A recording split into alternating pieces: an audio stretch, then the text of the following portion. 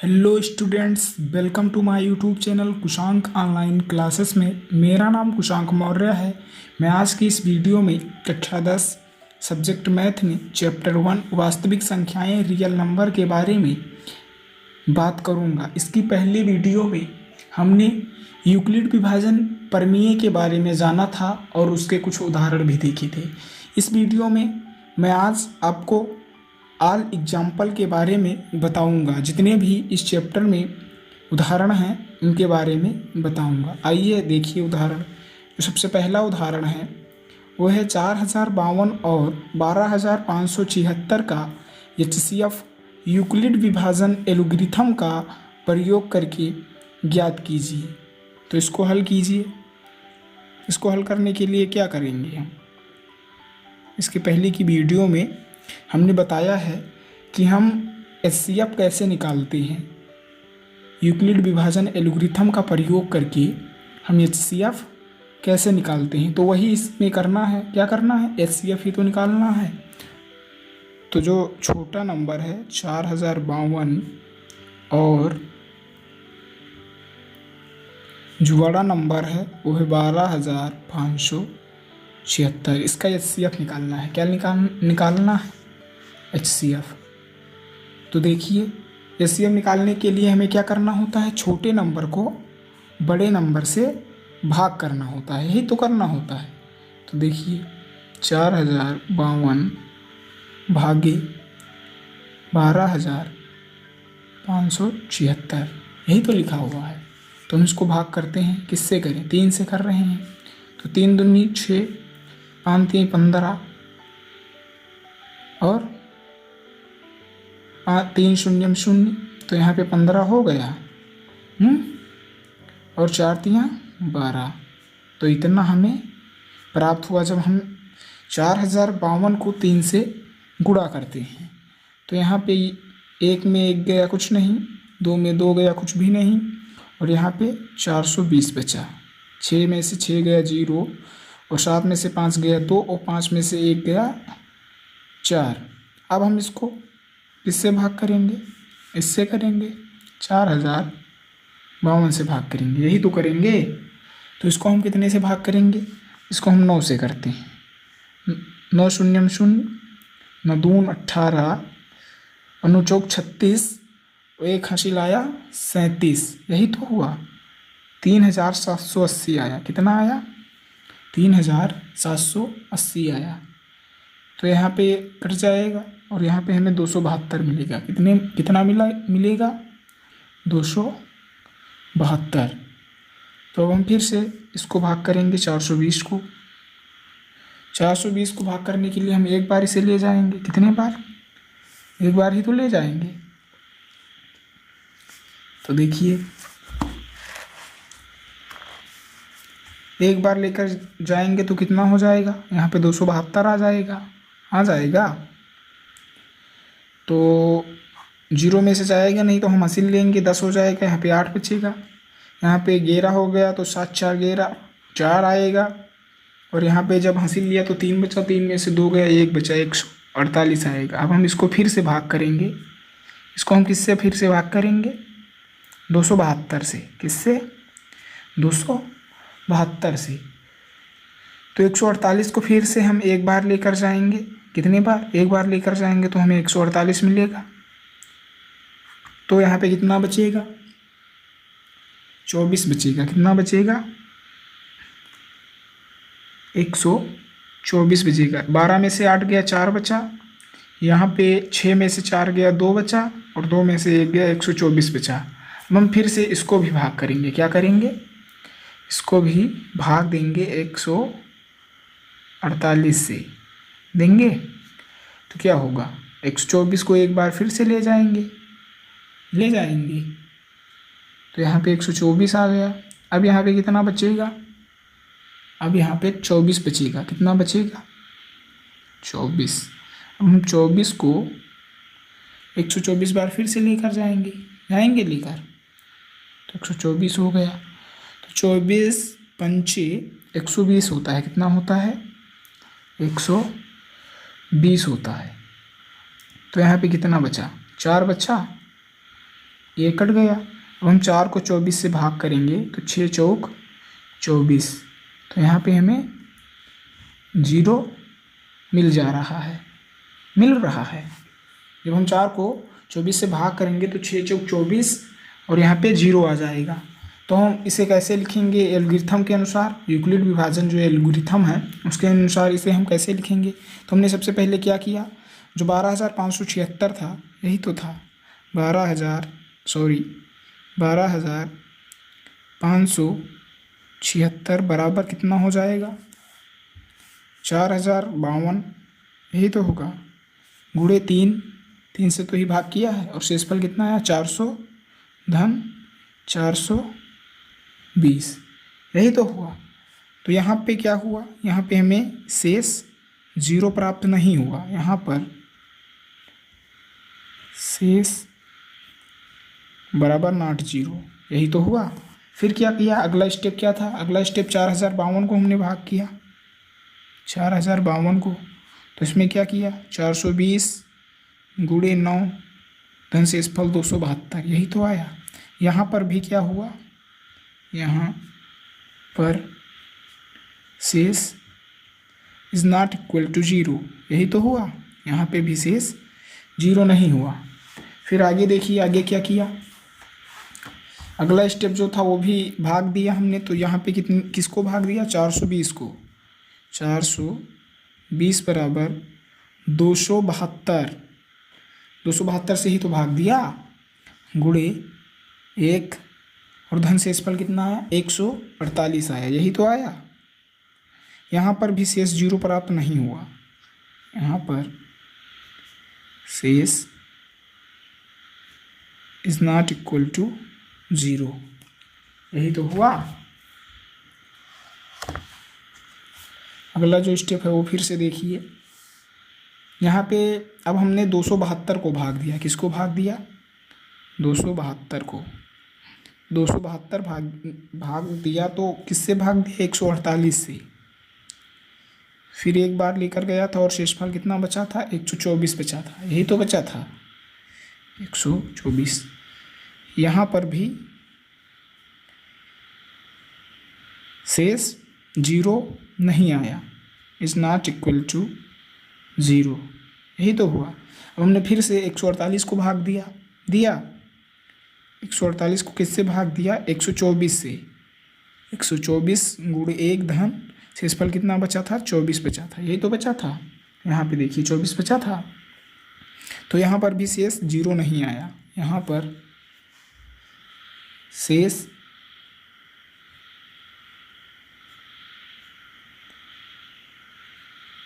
0 के बराबर नहीं आया। उसके बाद हमने क्या किया, उसके बाद हमने 124 को भाग दिया तो 124 को किससे भाग दिया 24 से, यही तो किया, 24 गुणे 5 धन शेषफल 4 बचा फिर से, तो यहाँ पर भी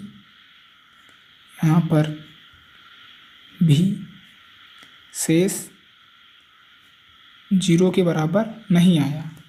उसके बाद हमने 24 को भाग दिया, किसको 24 को, तो 24 को हमने भाग दिया 4 से, तो 4 गुणे 6 धन 0, यहाँ पे शेष 0 आ गया, क्या आ गया यहाँ पर शेष बराबर 0, यही तो हुआ। अतः यहाँ पे देख लीजिए, अतः 4,052 और 12,576 का HCF बराबर कितना हुआ 4, यही क्या है, यही आंसर है। आंसर आप लोगों को समझ में आया होगा। आगे देखिए, अगला जो उदाहरण है वो कुछ इस प्रकार है, दिया हुआ है, दर्शाइए कि एक धनात्मक विषम पूर्णांक 4q+1 या 4q+3 के रूप का होता है जहाँ q एक पूर्णांक है। तो इसको हल कीजिए। देखिए, इसे हल करने के लिए क्या करना होगा, आप लोग बताइए कैसे हल करेंगे, इसे हल कीजिए। तो यहाँ पे लिखा है एक धनात्मक विषम पूर्णांक 4q प्लस 1 या 4q प्लस 3 के रूप का होता है। तो धनात्मक विषम पूर्णांक, धनात्मक विषम पूर्णांक, विषम पूर्णांक किस रूप में होता है? दिया हुआ है यहाँ पे 4q प्लस 1 या 4q प्लस 3 के रूप में होता है। इसी रूप में तो होता है। आगे देखिए, तो आप में से बहुत से लोग ये भी जानते होंगे कि विषम पूर्णांक संख्याएं कौन कौन सी हैं, जानते हैं? तो बताइए। तो धनात्मक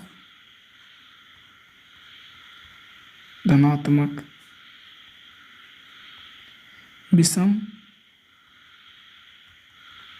पूर्णांक कौन कौन सी हैं?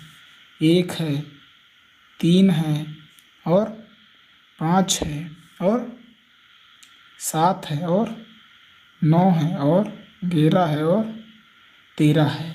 यही तो हैं, ये सब धनात्मक विषम पूर्णांक हैं। तो इसको हम हल करने के लिए क्या करेंगे?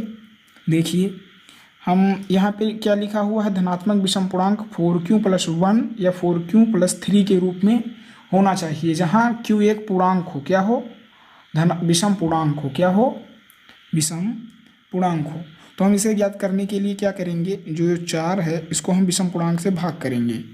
4/1, उसके बाद 4/3, उसके बाद 4/5, उसके बाद 4/7, उसके बाद क्या करेंगे? 4/9, उसके बाद क्या करेंगे? 4/11 कर देंगे। यही तो करेंगे। तो हम जब इसको भाग देंगे तो 4 शून्य में शून्य, यहाँ पे 1 बचा कि नहीं बचा? बचा। और यहाँ पे 4 शून्य में शून्य गया तो यहाँ पे शून्य हो गया, तो यहाँ पे 3 बचा कि नहीं बचा? यहाँ पे फिर से देखिए, 4 एकम 4 गया तो यहाँ पे भी 1 बच गया। और यहाँ पे भी देखिए, 4 दूनी 8 हो जाएगा तो 4 1 में 4 ही जाएगा, और यहाँ पे 4 हो गया तो 3 बचा। और यहाँ पे क्या होगा? यहाँ पे 4 दूनी 8 हो जाएगा तो यहाँ पे 1 बचेगा। और यहाँ पे 4 को 11 से हम भाग देंगे तो 4 दूनी 8, तो यहाँ पे कितना बचेगा? 3। तो यहाँ पे क्या हो जाएगा बताइए? यहाँ पे 1 बराबर कितना हुआ? ये जो एक विषम पूर्णांक है इसके बराबर कितना हुआ? 4 गुणे 0 धन 1। यही तो हुआ कि नहीं हुआ? और 3 के बराबर कितना हुआ? 3 के बराबर हुआ 4 गुणे 0 धन 3। यही तो हुआ। और फिर 5 के बराबर कितना हुआ? 5 के बराबर हुआ 4 गुणे 1 धन 1। यही तो हुआ। और 7 के बराबर कितना हुआ? 7 के बराबर हुआ 4 गुणे 1 धन 3। यही तो हुआ। आगे देखिए, और 9 के बराबर कितना हुआ? 9 के बराबर हुआ 4 गुणे 2 धन 1। यही तो हुआ।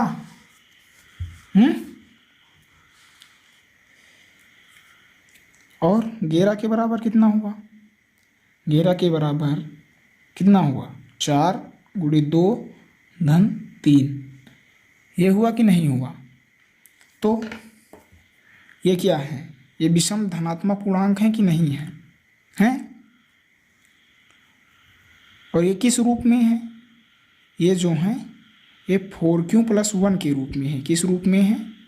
4q, ये 4q प्लस 1 के रूप में है कि नहीं है? और ये क्या है? ये है धनात्मक विषम पूर्णांक। क्या है? धनात्मक विषम पूर्णांक है कि नहीं है? और ये भी धनात्मक विषम पूर्णांक है। धनात्मक विषम पूर्णांक। और ये 4q प्लस 3 के रूप में है कि नहीं है? अतः हम क्या लिख सकते हैं? अतः हम लिख सकते हैं कि सभी धनात्मक, सभी धनात्मक विषम पूर्णांक, क्या विषम पूर्णांक, सभी धनात्मक विषम पूर्णांक 4q प्लस 1 के रूप में या 4q प्लस 3 के रूप में होता है।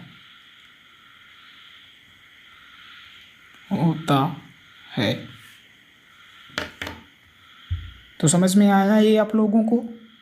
अगला उदाहरण देखिए। अगला उदाहरण है, एक मिठाई विक्रेता के पास 420 काजू की बर्फियां और 130 बादाम की बर्फियां हैं। क्या है? 420 काजू की बर्फियां हैं और 130 बादाम की बर्फियां हैं। वह इनकी ढेरियां बनाना चाहती हैं कि प्रत्येक ढेरी में बर्फियों की संख्या समान रहे। क्या रहे? समान रहे, तथा ये ढेरियां बर्फी की परत के न्यूनतम स्थान घेरें। क्या करें? कम से कम जगह घेरें। इस काम के लिए प्रत्येक ढेरी में कितनी बर्फियां रखी जा सकती हैं? तो बर्फियां ढेरी ज्ञात करने के लिए कि एक ढेरी में कितनी बर्फियां हैं, इसके लिए हमें क्या करना होगा? 420 और 130 का HCF निकालना होगा। क्या करना होगा? 420, हल करते हैं इसे, 420 और 130 का HCF ज्ञात करते हैं। क्या करते हैं? HCF ज्ञात करते हैं। तो HCF ज्ञात करने के लिए हमें क्या करना होता है? हमें छोटे नंबर से बड़े नंबर को भाग करना होता है। तो हम भाग करते हैं, देखिए 130 भागे 420। तो 130 को हम किससे भाग करेंगे? 3 से करके देखते हैं। तो 3 शून्य में 0, 3 तुक्का 9 और 3 एक्का में 3, 390 आया। तो यहाँ पे कितना हमें बच गया? 30 बचा। तो अब हम 30 को फिर से 130 से भाग करेंगे तो कितना हो जाएगा? 4 से, 4 तियाँ 12, 120 प्राप्त हुआ। और यहाँ पे फिर से 10 बच गया। तो 10 को हम 30 से फिर से भाग करेंगे तो हमें कितना प्राप्त होगा? 10 तियाँ 30 हुआ। तो यहाँ पे हमें 0 मिल गया। तो जब 0 मिल गया है तो हम इसे एल्गोरिथम के फॉर्म में किस तरह लिखेंगे? तो हमने क्या किया? सबसे पहले 420 को भाग किया है। तो 420 बराबर 130 गुणे 3 धन शेषफल 30 हुआ कि नहीं हुआ? आगे देखिए, आगे 130 को हम फिर से भाग किए तो 30 गुणे 4 धन 10 प्राप्त हुआ। यही तो हुआ। फिर आगे क्या किया? आगे हमने 30 को फिर से भाग किया तो हमने 30 को 10 से भाग किया और 10 गुणे 3 धन शेषफल 0 प्राप्त हुआ। अतः इसका जो HCF है वो कितना प्राप्त हुआ? हमें 10 प्राप्त हुआ। 420 और 130 का HCF कितना मिला? 10। HCF 10 है। तो इसलिए हम यहाँ पे लिखेंगे, इसलिए विक्रेता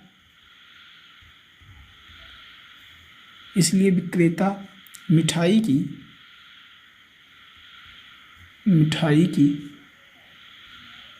10 ढेरियाँ